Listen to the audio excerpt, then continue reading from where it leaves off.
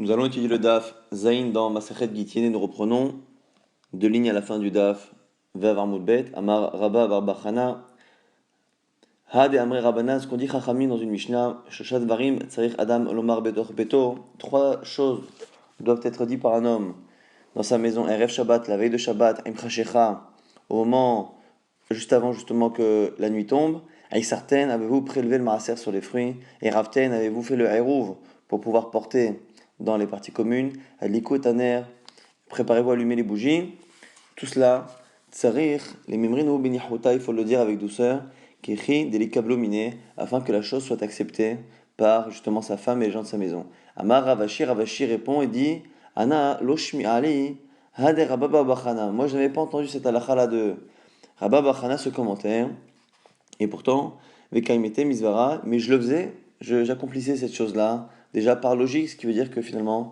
c'est assez logique, c'est du bon sens que les ordres que le Chachamim demande de dire avant Shabbat soient dits avec douceur. Amar Rabbi Abaou, alors là, Malatil Adam, Ema Yetera Betor Beto. Un homme ne doit jamais euh, créer de crainte trop forte à la maison. Shari Adam Gadol est-il Ema Yetera Betor Beto, car un grand homme un jour a fait cela. Ve'echiluhu davar gadol, et ils lui ont fait manger quelque chose de très grand, donc un interdit très grave. Umanu, c'est qui? Rabbi Chaina ben Gamiel, c'est Rabbi Chaina ben Gamiel. La Gemara s'étonne. Il dit Echiluhu salkada atar, est-ce que c'est possible réellement de penser qu'ils lui ont fait manger quelque chose d'interdit?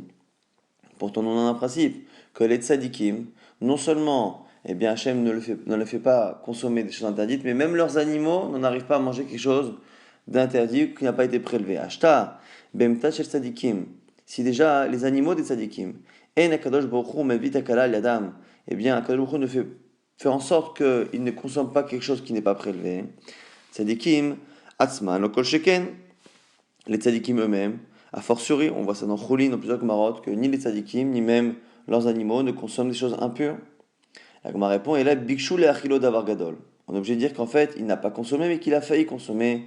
Rashi explique que c'est une fois quelqu'un qui a perdu, un serviteur qui a perdu un morceau de viande qu'il avait préparé pour lui, et du coup, il a pris un morceau de viande qui était de verminachai, qui était un morceau d'une bête qui n'avait pas été tuée au moment où on avait pris le morceau, et il a fallu lui faire manger. Finalement, ça ne s'est pas passé, mais en tout cas, on voit que c'était par crainte de lui déplaire que son serviteur a failli lui faire manger quelque chose d'interdit.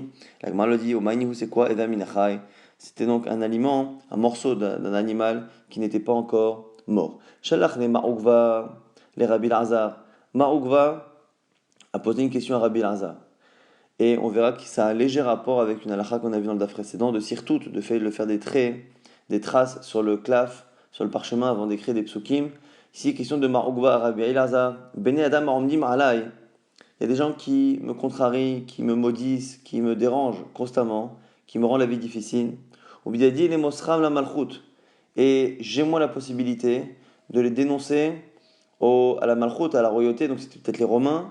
Mahou, que dois-je faire? Donc ici on verra que Mahou va être dérangé par des gens qui le maudissaient, qui le critiquaient et qui l'empêchaient de vivre correctement. Mais ces gens-là étaient des juifs, et a priori même peut-être même un Tamid Chacham. Et du coup, il se posait la question, est-ce qu'il avait le droit de profiter du pouvoir qu'il avait de les livrer dans les mains des ennemis ou pas? Alors l'Agma nous dit, Sirtet vekatavle, donc il a pris un parchemin et il a fait le sirtout parce que justement il va écrire plus de 3 ou de 2 mots, encore une fois en fonction des avis qu'on a vus précédemment, plus de 3 mots qu'il y a dans un pasouk. Donc il cite un pasouk. Amarti eshmera derachai mechato bilshoni, un pasouk dans Tehillim. J'ai dit eshmera derachai, je vais éviter mes chemins, mechato bilshoni, de me faire fauter par la langue. Eshmera lefi, marsom beod rachal enegdi, et je vais garder ma bouche comme si elle était hasuma, comme si j'avais une muselière, comme ce qu'on met un animal. Be'od rachal enegdi, même si le rachat, le mauvais, le méchant est devant moi. Afalpi chez rachal enegdi, c'est ça que explique finalement Rabbi Lazar, même si mon ennemi est devant moi, et bien, Ishmera lefi mahsom, je garde ma bouche comme si elle était muselée. Shalachle, il lui a répondu, Maroukva, Kamisa Arelituva, mais pourtant ils me font beaucoup de mal. Et l'omatsina des kombehu, je ne peux pas tenir devant eux, c'est-à-dire que c'est impossible pour moi de, de, de, de résister à cette situation. Shalahlel lui a répondu Dom Lachem Veit Hollel Lo. Alors, ce passage dans Tehillim, Dom Lachem, donc ici ça veut dire Dom, tais-toi, ne fais rien. Et à ce moment-là, Veit Hollel Lo, c'est-à-dire que et tu attends qu'Akadosh Baruch Hu, ou Yapilecha, ou Yapilem Lecha, Halalim, Halalim, c'est lui qui va les faire tomber comme des cadavres, c'est-à-dire que c'est lui qui va s'occuper de prendre tes ennemis. Ashkev Arev Alehem le Bet Midrash, lève-toi et entre guillemets emmène-les au Bet Midrash, va étudier. Vehen Kalin Melehen, et tes ennemis disparaîtront d'eux-mêmes. Adavayat Samipi Rabbi Lazar, ici on nous dit que à peine la parole est sortie de la bouche de Rabbi Lazar, avant même que Marugva mette en pratique ses conseils, Untanuha Ligniva Bekola, que finalement ce Gniva qui était cette personne qui contrarie Marugva, eh bien a été arrêté et ils lui ont mis des chaînes en fer, collard, et ils l'ont emmené en prison. Shalchoule les Marugva, maintenant on a posé une question à Marugva. Zimra Menalan de Asir. Comme on était dans Marugva, on passe de Marugva à Marugva, même si le sujet n'est pas le même. Vous voulez demander Zimra Menalan de Asir. D'où sait-on qu'aujourd'hui, depuis le Beth Amikdash, les Chachamim ont demandé d'éviter de chanter lorsqu'on se retrouve dans des repas, de chanter, de faire de la musique. D'où sait-on qu'on ne doit pas le faire? Sirtet, pareil lui aussi, comme il allait écrire un verset du Tanakh, eh bien, il a mis les sirtout sur le parchemin, Vekatableo, il a écrit Atismah Israël, El Gil Ka'amim, que Israël ne se réjouisse pas comme les peuples. Donc, comme les peuples mettent de la musique dans les repas, eh bien nous on ne fait pas pareil. La Gemara s'étonne et dit Velishlach le'u me'acha. Pourquoi il n'a pas répondu à un autre verset? Bashir lo yishtu yain, avec des chants, ils ne boiront pas de vin. Yemar shecha lishotav. Il faut que l'alcool soit amer à ceux qui le boivent. Alors ici on a un autre verset, dans Yesharia. Alors la Gemara demande pourquoi on n'a pas cité l'autre verset qui allait d'être encore plus clair, puisque le premier verset ne disait que Atismah Israël, ne te réjouis pas comme les peuples. Et se réjouir comme les peuples ne dit pas clairement que le fait de chanter ou d'avoir de la musique est interdit, alors que le deuxième verset parle clairement de musique. La Gemara dit Imeahu avamina anemine zimra demana. Il dit parce que le second verset qui dit shir, ça sous-entend de la musique avec des instruments. Mais j'aurais pensé que simplement avec de la voix c'est permis, aval des fuma charé, mais avec la bouche j'aurais pensé que c'est permis. C'est pour ça qu'on a cité le premier verset, Kamashmalan, le premier verset qui dit que c'est interdit de faire comme les peuples, et du coup même la voix, eh bien à l'époque était interdite à cause justement du Choban Bet Hamikdash. Toujours, encore une fois, dans le même sujet qui est lié à ce qu'on avait dit précédemment par rapport au fait de se taire lorsque l'on a affaire à des gens qui s'opposent à nous, Amarle, Ravuna Barnatan et Ravashi, Ravuna dit à Barashi, Maïdirtiv, que veut dire ce verset? Kina vedimona vadada. Donc c'est un passage dans Yoshua là-bas qui donne les frontières d'Eretz Israël. Amarle, Ravashi lui a répondu, Metavata d'Eretz Israël kahashiv. Ben, ce sont les frontières géographiques d'Eretz Israël. Amarle, réponse de Ravuna, Atu analoyadana, les Metavata d'Eretz Israël kahashiv. Dis-moi, tu crois que je n'ai pas compris le sens du verset? Crois-tu que je n'avais pas compris que le verset parlait au sens premier des frontières d'Eretz Israël? Et là, Rav Geviha me Argiza Amarbat Ama. Ce que je t'ai demandé, c'est autre chose. C'est ce qu'a dit Rav Geviha, qui venait de la ville de Argiza, qui a donné des ta'amim, qui a donné un sens second à ces mots-là. C'est quoi? Kol sheyeshlo kina. Donc, kina, le premier mot, ça vient parler de la jalousie ou de la haine. Tout celui qui a des gens qui le jalousent ou qui ne l'aiment pas, eh bien, celui-ci, donc, kina, al-havero, vedomem, il se tait. Donc, c'est ça, dimona. Celui qui a kina, eh bien, dimona et qui se taise. Et à ce moment-là, qui va s'occuper de le venger et s'occuper de ses ennemis? Eh bien, c'est Ad-Ada. C'est qui Ad-Ada? C'est Akadosh Baruch Hu qui est Shochen, qui réside Ad-Ad, à jamais. Et bien lui, en Sélodine, c'est lui qui lui fera la justice. Donc c'est ça le sens du verset, son second. Kina, celui qui a de la haine contre lui, Vedimona et qui sautait, les chants même. Eh bien, qui va s'occuper de ses ennemis? Ad-Ada, celui qui Shochen, Ad-Ad, qui vit à jamais, c'est Akadosh Baruch Hu. Amalé la me'ata, alors il lui a répondu Ravashi, si c'est ça, explique-moi les autres villes. Tsiklag, Obadmana, Vesansana, Achinami, là aussi tu devrais trouver un sens. Amarlé, il a dit, oui, tu as raison. Il y avait Rav Gevia Amibe Argiza Acha. Si Rav Gevia de Argiza était ici, Ava Amar Batama, effectivement, il nous aurait donné une raison à ces mots-là. Ravacha mi bechoza'a amar ba'achi. Eh bien, Ravacha de Choza'a a donné lui-même une explication. Kol mi she'eshlo tza'akat legima al havero. Tout celui qui a finalement un problème par rapport à son prochain, qui lui a pris finalement de l'argent, ou qui ne lui a pas rendu de l'argent, donc quelqu'un qui l'appauvrit à cause du fait qu'il n'est pas correct avec lui, vedomem, et qui ne dit rien lui aussi, qui se tait, eh bien, qui va s'occuper de lui? Shochen Basene, celui qui a résidé dans un buisson, donc c'est Akadosh Baruch Hu, c'est l'Odin qui va faire la justice pour lui, donc c'est ça qu'on dit Tziklag. Ici, c'est une allusion au fait d'avoir quelqu'un qui nous prend de l'argent, qui ne nous rend pas notre argent. Ou Madmena, c'est encore une fois la même chose que tout à l'heure, Dimona, c'est qui se tait. Et bien, Santsena, c'est celui qui était dans un buisson, c'est dans le Séné, Akadosh Baruch Hu, qui va faire la justice à sa place. Amale Resh Galuta, les Ravuna, Klila Menalan de Asur. Maintenant, on reprend le sujet des choses qui sont interdites depuis la destruction de Beth Amikdash. On a parlé tout à l'heure de la musique. Maintenant, on parle de la couronne que l'on faisait au Khatanim, chose qu'on a vue dans les Mishnayot à la toute fin de Masechet Sota il y a quelques jours. Menalan de Asur, d'où sait-on que c'est Asur? Alors, Ravuna a répondu, Resh Galuta, il a dit, Midarabanat c'est Chachamim. Dites-nous, c'est une Mishnah. Mais Pulmus chez Aspasianos, à partir du moment où il y a eu la guerre avec Aspasianos, donc la ville de Jérusalem qui a été assiégée, Gazrou al-Atrot Khatanim et al-Airus, on a interdit à la fois les couronnes des Khatanim et aussi un instrument de musique spécial qui s'appelait le Eirus. La Gemara dit, Adeachi kam Ravuna leifnouye. Après avoir répondu, Ravuna est parti faire ses besoins. Il fait Amalé Rafriza, et Rafriza qui était son élève et qui n'a pas osé objecter en sa présence, il a dit, mais attends, mais il a parlé, lui, d'une Mishnah, mais un verset, caractif, c'est un verset qui dit quoi? Koama Hashem Elokim, comme ça a dit Akadosh Baruch Hu, Asya mitznefet, Varima Atara, enlève la mitznefet, donc le mitznefet, c'était l'habit qui était sur la tête du Kohen Gadol, Varima Atara, et enlève la couronne.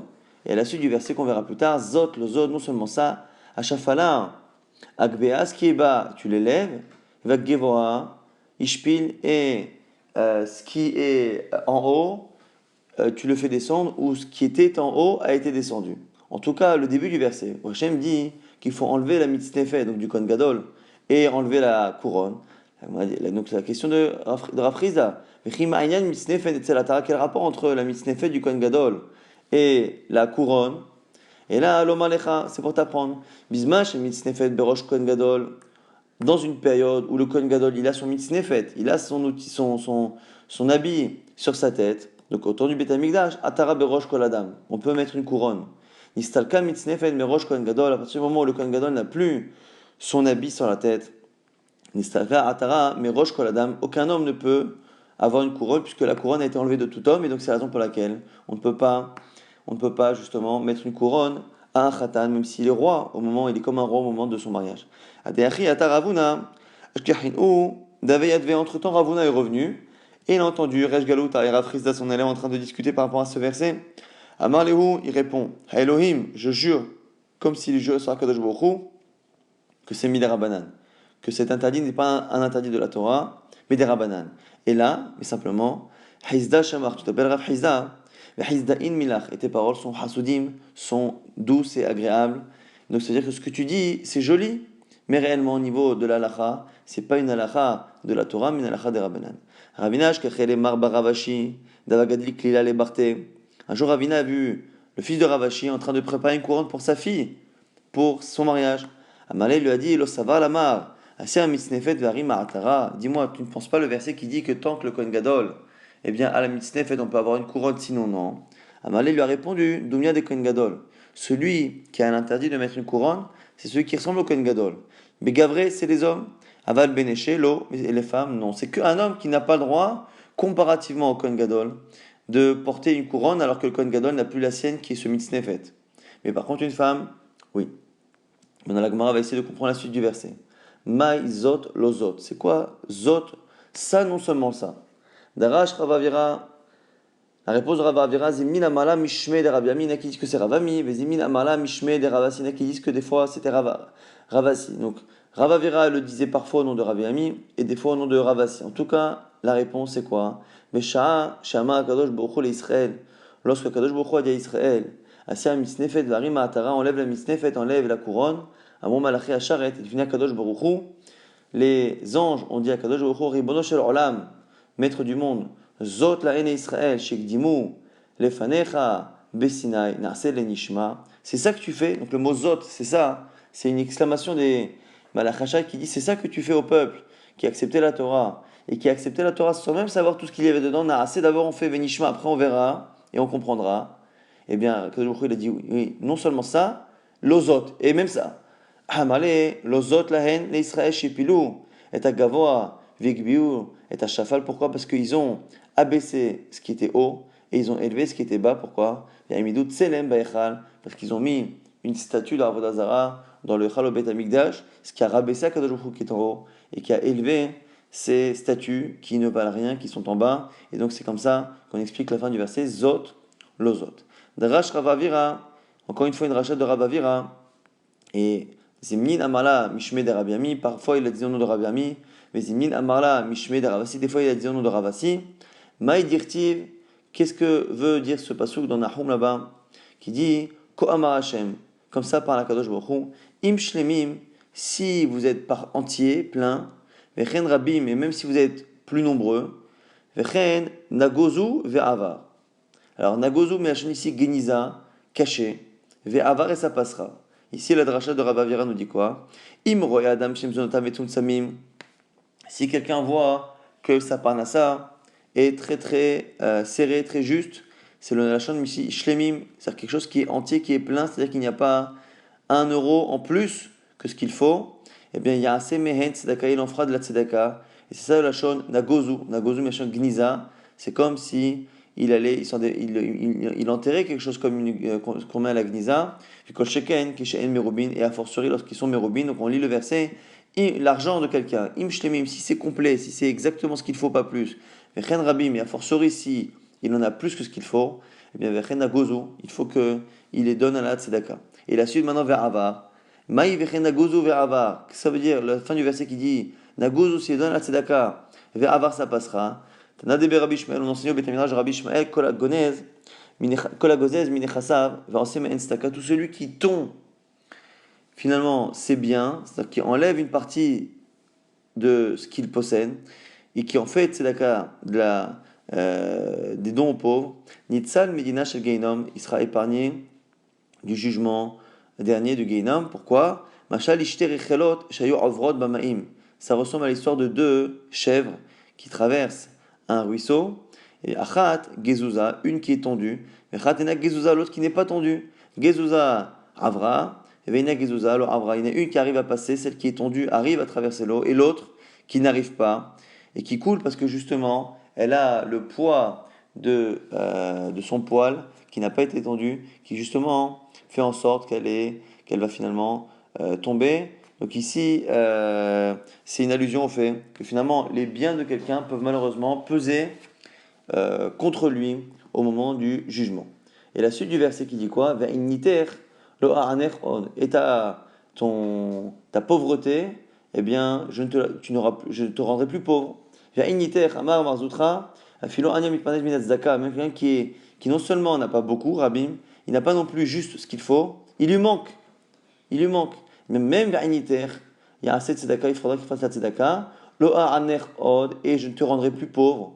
Tanad Verishmael, Shuv en marino, simane aniut, c'est pour nous dire justement qu'il n'aura plus de pauvreté. Donc non seulement celui qui a trop d'argent, non seulement celui qui a juste ce qu'il faut, mais même celui qui a besoin lui-même des autres, eh bien, une partie de ce qu'il recevra, il la donnera aux pauvres. On reprend maintenant le sujet de la Mishnah, qui était la définition de Eresrel de Chutz Laretz, Rabbi Yehuda Omer, mais Rekem la Mizrach et Choulé, on avait dit que finalement, Rekem était à l'est et Akko était au nord. La première ville qui était considérée comme étant Chutz Laretz, et selon Rabbi Meir, c'était encore Eretz Israël. On a dit les Mimra de Akko l'Itsuna d'Eretz Israël Kaima. Ça a l'air de nous dire que Akko est au nord d'Eretz Israël. Et au Minou, on objecte. Pourquoi? Haya mehalech me'Akko l'Ichziv. On a une halakha dans une braïta qui dit quelqu'un qui marche de Akko jusqu'à la ville de Chziv. Et donc, du coup, Mimino, à droite, les Mizrach à Derer, donc à l'est. Alors, déjà, on apprend d'ici que si à sa droite c'est l'est, c'est qu'on est en train de monter. il passe de Akko à Xiv, on ne sait pas où est Xiv pour l'instant, mais puisqu'on nous dit que lorsqu'il va de Akko à Xiv, eh bien, l'est est à sa droite, ça veut dire qu'il est en train de voyager du sud au nord. Donc à ce moment-là, il nous dit que ce qui est à droite, Mizrach Aderer, à l'est, Temea, c'est impur, Mishum Eretz Armim, parce que c'est considéré comme étant Chutz Laaretz, la terre des nations, et Chachamim ont fait en sorte que la terre de ces endroits-là soit impure. Ou Ptora Mina Maaser ou Mina Shveit, et c'est dispensé de toute la lachot qui dépendent de la terre, donc les prélèvements du Maaser, et la lachot des Shveit interdit des fruits pendant la 7e année du cycle. Sauf s'il voit une preuve qu'on est en Eretz Israël. Mais à la base, ce qui est à droite et à l'est, eh bien, est considéré comme étant Chutz Laaretz. Misemolo le Ma'arav Aderech, à gauche qui est l'ouest, nous dit la Braïta. Théora, c'est l'inverse. A priori, c'est Eretz Israël. Théora Mishum Eretz Armim, c'est une terre qui est pure. Mais par contre, Chayevet be Maaser ou Beshveit, qui nécessite que l'on prélève le Maaser et qu'on ne consomme pas les frais de la 7e année.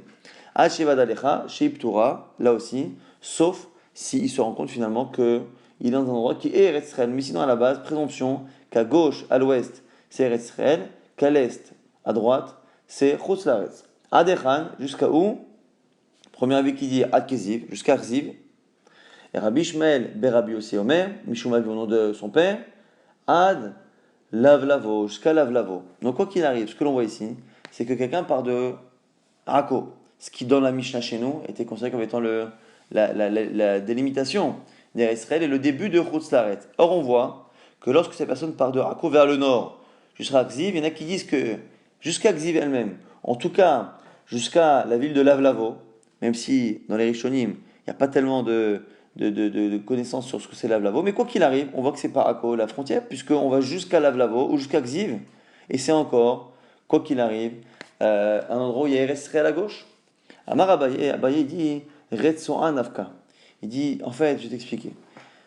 Tu as raison, mais comme finalement, ce qui est à l'ouest, sur tout ce chemin, c'est Eretz Israël, mais que finalement, ce chemin-là, Akko Xiv, était un chemin qui était très très proche de la mer, finalement, cette partie-là, qui est à l'ouest, pendant tout le chemin, de Akko jusqu'à Xiv, ou de Akko jusqu'à Lavlavo, en fonction des deux avis, entre cette partie gauche-ouest du chemin et la mer, qui est la frontière ouest d'Eretz Israël, eh bien, il n'y a qu'une Retsoura, qu'une sorte de ligne. C'est une ligne comme ça très très fine de territoire qui finalement, eh bien, n'est pas assez importante pour que l'on puisse dire que la frontière arrive jusqu'à Xiv ou jusqu'à Lavlavo. Et donc finalement, essentiellement, par rapport à la largeur d'Eretz Israël, par rapport à la majorité de la largeur d'Eretz Israël, la dernier endroit où on a Eretz Israël au sens classique large du terme, c'est Akko. Même s'il reste une petite comme ça, une petite ligne de frontière qui va de Akko jusqu'à Xiv ou jusqu'à Lavlavo,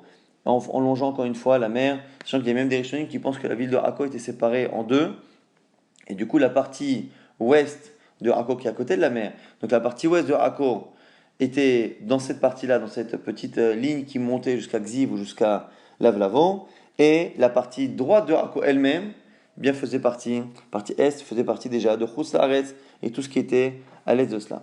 La Gemara maintenant s'étonne. Ve'iv Tana Simona Achi. Quoi, si c'est qu'une petite ligne comme ça de frontière, est-ce que le Tana prend la peine d'en parler? Alors selon Rashi, on dirait qu'on ne devrait pas du tout en parler. Le problème, c'est que les commentaires disent que il faut bien savoir tout de même ce qui est Eretz Israël ou pas pour les fruits, pour le maaser et pour l'impureté. Donc c'est pour ça que les commentaires veulent dire qu'ici la question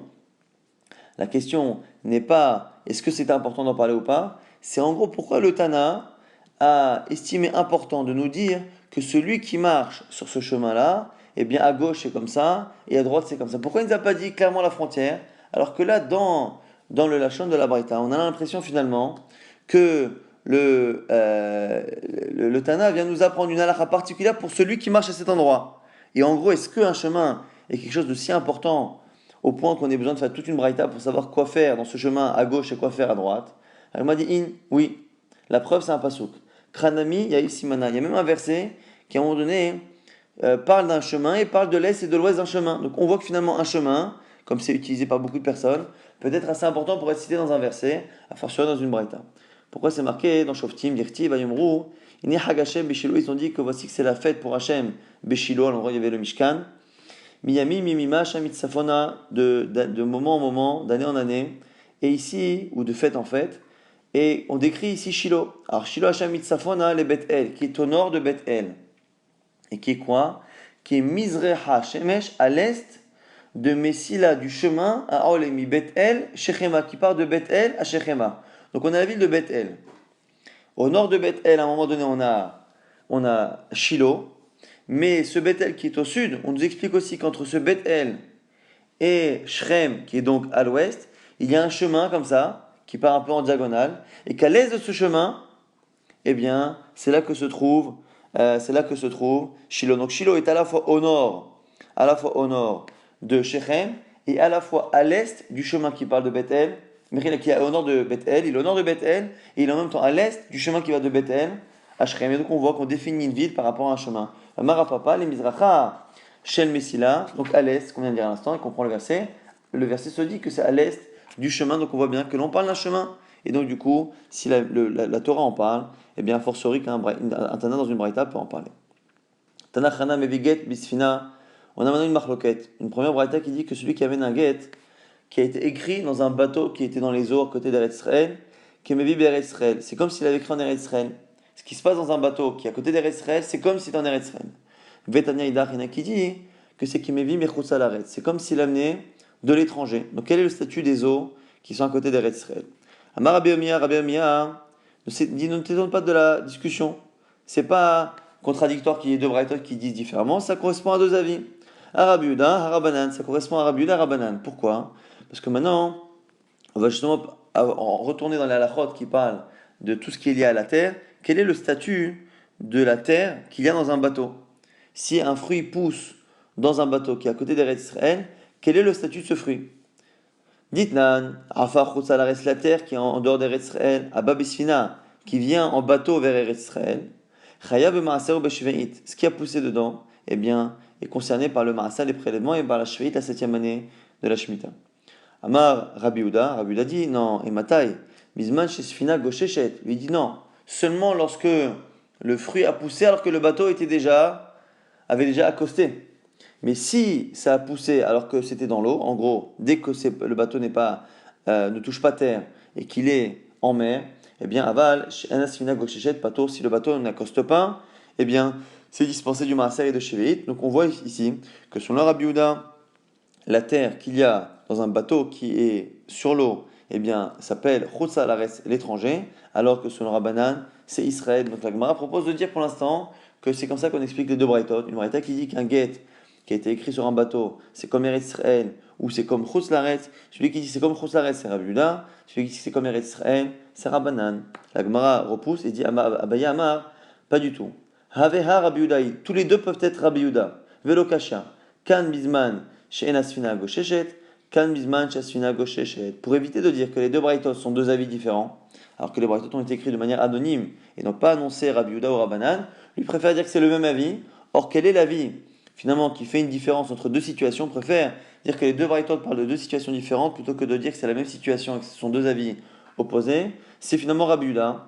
Et simplement, on parle d'une fois d'un guet qui a été écrit alors que le bateau avait déjà accosté, et une fois d'un guet qui a été écrit sur un bateau alors que le bateau était en mer. Et c'est comme ça que l'on explique la marloquette, en tout cas le désaccord qu'il y a d'abord entre les deux braïtot.